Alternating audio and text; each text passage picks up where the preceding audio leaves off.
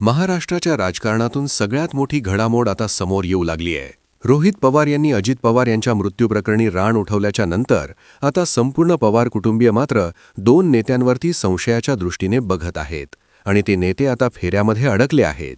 ते दोन नेते महाराष्ट्राच्या राजकारणातून कायमचे बाहेर फेकले जाणार आहेत असंही बोललं जात आहे. मित्रांनो, रोहित पवारांनी संशय घेतल्याच्या नंतर जय पवार आणि सुरेंद्र पवार यांनी देखील आता संशयाची सुई तिकडे ओढवली आहे. म्हणून आता या दोन नेत्यांचा राजकीय खेळ संपलाय. त्यांची कोणत्याही प्रकारची गैर करण्याची किमया आता त्यांच्याकडून होणार का याकडे सगळ्यांचं लक्ष लागलंय. विमान अपघातात महाराष्ट्राचे लाडके नेते अजित पवार यांचा दुर्दैवी अंत झाला. त्यानंतर ही राष्ट्रवादी कोणाची हा प्रश्न निर्माण झाला होता. पण अचानक सुनेत्रा वहिनींनी राष्ट्रवादीची सूत्र हातात घेताच काही लोकांना समाधान वाटलं. पण पडद्यामागे जी गोष्ट सुरू होती त्याने राष्ट्रवादीची चावी त्यांच्या हातून सटकली असं बोलण्यात आलं. कारण की एका माईकमध्ये असं काही रेकॉर्ड झालंय की ज्याने सगळं चित्र स्पष्ट झालंय. एक अशी गुप्त गोष्ट बाहेर आली आहे जी ऐकून सगळ्यांचे धाबे दणाण आणले आहेत. आजचा हा व्हिडिओ फक्त एक बातमी नाही तर महाराष्ट्राच्या राजकारणातल्या एका मोठ्या भूकंपाचा पुरावा आहे. हे सगळं महाराष्ट्राच्या राजकारणामध्ये घडत असतानाच अजून एक राजकीय डाव दुसरीकडे खेळला जात आहे. तो म्हणजे आता राष्ट्रवादीचे 30 आमदार शरद पवारांच्या क्षेत्रछायेकडे येणार आणि ही सगळ्यात मोठी अपडेट आता आपल्यापर्यंत पोहोचते आहे. सुनेत्रा वहिनींकडे सत्ता टिकणार नाही आणि भाजप मात्र संपूर्ण राष्ट्रवादी काँग्रेस पार्टी पक्ष गिळंकृत केल्याशिवाय राहणार नाही याची भीती आता बहुतांश आमदारांना वाटू लागली आहे. एक दोन आमदार वगळता सर्वच्या सर्व आमदार शरद पवारांच्या क्षेत्रछायेखाली आता यायला सुरुवात झाली आहे आणि त्यातूनच जय पवार बोलायला लागले. म्हणजे आता संपूर्ण दादांच्या कुटुंबियांनाच या दोन नेत्यांवरती संशय येण्यास सुरुवात झाली आहे. पटेल आणि तटकरे यांनी घेतलेल्या भूमिका संशयास्पद आहेत.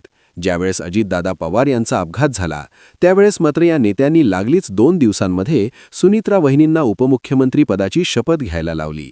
इथूनच संशय बळावला गेला आणि तिथूनच महाराष्ट्राच्या राजकारणामध्ये अनेक आमदारांनी देखील या दोन नेत्यांवरती विश्वास ठेवायचा की नाही अशी चर्चा सुरू केली. आता तर जय पवार बोलतायत की जेव्हा ब्लॅक बॉक्स जळाला ते बघता हा घातपातच आहे असे म्हणाले तेव्हा पटेल तटकरे यांनी आपलं म्हणणं बोललेच पाहिजे होतं. मात्र त्यांनी त्यावरती आपलं विधान केलंच नाही. खरं म्हणजे की जेव्हा रोहित पवार बोलतात तेव्हा पटेल आणि तटकरे म्हणतात की हे राजकारण चालू आहे. परंतु आता स्वतः अजित पवारांचा मुलगा जर यावरती आपलं भाष्य करत असेल की ब्लॅक बॉक्स जळाला म्हणजे इथे काहीतरी काळा बेरे आहे असं जर म्हणत असेल तर अजित पवार यांच्या मृत्यूप्रकरणी पटेल तटकरे यांनी आपली बाजू मांडली पाहिजे. ही देखील तेवढीच महत्त्वाची बाब आहे. अजित पवारांच्या विमान अपघाताप्रकरणी सीसीटीव्ही फुटेज द्यायला कोणीही तयार नाहीत. मग प्रश्न फडणवीस, शिंदे, पटेल, तटकरे यांना विचारला गेला पाहिजे.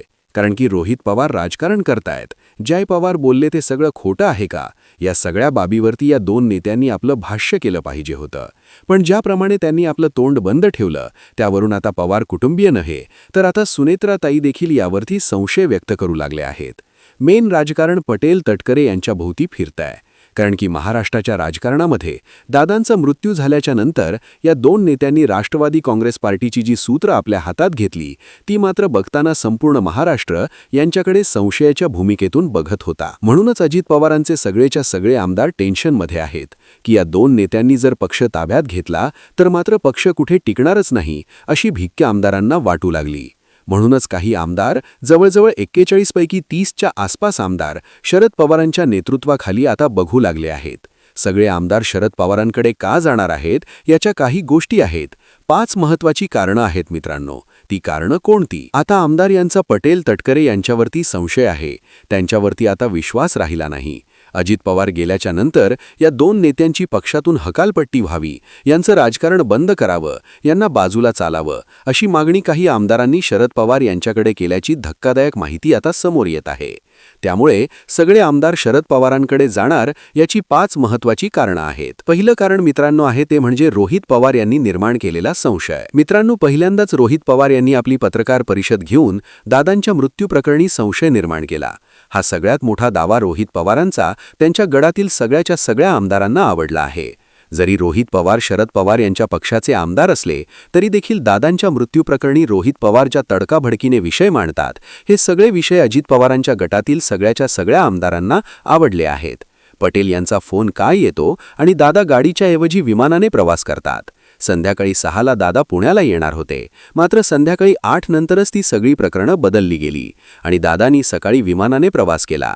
या सगळ्या घडामोडी आता सगळ्यांसमोर आहेत. त्यामुळे पटेल आणि तटकरे यांच्यावरती आमदारांचा विश्वास राहिला नाही, असं काही आमदारांचं थेट म्हणणं येत आहे. हे पहिलं कारण. दुसरं कारण म्हणजे विलिनीकरणाला विरोध. आता अजितदादा गेल्याच्या नंतर वहिनींना पक्ष तेवढा सांभाळता येईल का, ही सध्या भाबडी आशा आमदारांना राहिली आहे. कारण की जर वहिनींनी पक्ष व्यवस्थित सांभाळला नाही तर भाजप अख्खा राष्ट्रवादी पक्ष गिळंकृत करेल, सगळ्या आमदारांना आपल्याकडे प्रवेश करून घेईल. तेव्हा राष्ट्रवादीच्या आमदारांना ही महत्त्वाची भीती आहे की जर असं पुढे घडलं तर पटेल तटकरे यांच्याकडे जर पक्ष गेला तर मात्र आपलं राजकारण कायम राहील. स्वतःचं राजकारण पुढे करण्यासाठी हे दोन नेते पुढे येतील. तेव्हा आपला काय? आज हा विश्वास सध्या आमदारांना राहिला नाही. तिसरं कारण म्हणजे भाजप गिळंकृत करेल याची भीती आहे. नेतृत्वाचा अभाव आहे. राष्ट्रवादी काँग्रेस पार्टीमध्ये नेतृत्वाचा तसा मोठा अभाव आहे. दादांच्या जाण्याच्या नंतर आता मात्र राष्ट्रवादी काँग्रेस पार्टीमध्ये नेतृत्व तेवढं चांगलं राहिलं नाही. आणि जर असंच नेतृत्व राहिलं तर देवेंद्र फडणवीस आणि एकनाथ शिंदे या संपूर्ण पक्षाला आपल्या पक्षात घेतील, सगळ्या आमदारांना खासदारांना आपल्या बाजूने वळवतील, याची भीती सध्या काही आमदारांना लागून राहिलेली आहे. त्यामुळे भाजप गिळंकृत करण्याच्या अगोदर शरदचंद्र पवार यांच्या क्षेत्रछायेखाली आपण जाणं आणि ते राहणं हे आमदारांना आता बरोबर वाटतंय. दुसरीकडून आमदारांना ही भीती वाटतेय की आपला निधी मिळेल का. या सगळ्या भीती आमदार मात्र आता थांबलेले आहेत. चौथी भीती वाटते स्थानिक राजकारण करणं अवघड जाईल, अडचणी वाढतील, भाजपशी संघर्ष होईल. जर आपण अशा प्रकारे सुनित्रा वहिनींच्या अधिपत्याखाली राहिलो तर मात्र भाजप आपणाला स्थानिक राजकारण करू देणार नाही. सगळ्याच्या सगळ्या आमदारांना मिठीत पकडून चिमट्यामध्ये पकडून पूर्ण राजकारण बाजूला सारेल. म्हणूनच त्यांना भीती आहे ती भाजपची. पाचवा मुद्दा त्यांना असा वाटतोय, अजितदादांचे भाजपवरील टीकास्त्र. पुण्यामध्ये अजित पवारांनी भाजपवरती जोरदार टीका केली होती आणि शरद पवार हेच आमचे खरे जवळचे आहेत असं सांगण्याचा प्रयत्न दादांनी केला होता. त्यामुळे आगामी काळामध्ये शरद पवार यांच्या सोबत जाणं हे आपल्याला बरं पडेल असं आमदारांना वाटतंय. मूळ घराकडे परत येणं हा भाजपपेक्षा खूप मोठा चांगला निर्णय बऱ्याच आमदारांना वाटत आहे. त्यामुळे आगामी काळामध्ये अजित पवार यांच्या जाण्याच्या नंतर जी नेतृत्वाची पोकळी पक्षात निर्माण झालेली आहे ती जागा फक्त शरदचंद्र पवार साहेबांसारखा भरीव कर्तृत्वाचा आणि अनुभवी राजकीय धुरंधरच भरून काढू शकतो, असेही अनेकांचे म्हणणे असून आता शरदचंद्र पवार यांचे नेतृत्व खूप चांगले आणि उज्ज्वल भविष्य घडवण्यासाठी पुरेपूर आहे असंही बऱ्याच आमदारांना वाटत आहे आणि त्याचं वाटणं साहजिकच आहे. या बातमीमुळे महाराष्ट्रासह देशाच्या राजकारणामध्ये सत्तांतराची लाट येऊ शकते आणि सगळ्यात मोठा राजकीय खेळ होऊ शकतो, असे राजकीय तज्ज्ञांचं मत आहे. असेच पक्षात मोठमोठ्या लोकांचा, आमदारांचा आणि कार्यकर्त्यांचा पक्षप्रवेश सुरूच राहिला तर महाराष्ट्राच्या राजकारणात एक मोठा बदल लवकरच घडून येऊ शकतो, असंही अनेकांचं मत आहे. आगामी काळात काय होतंय ते आपण पाहणारच आहोत. याबद्दल आपल्या प्रतिक्रिया द्या आणि याबाबत तुमचं मत कॉमेंट बॉक्समध्ये नक्की लिहा. तसेच अशाच माहितीपूर्ण व्हिडिओसाठी आपल्या चॅनलला सबस्क्राईब करायला विसरू नका.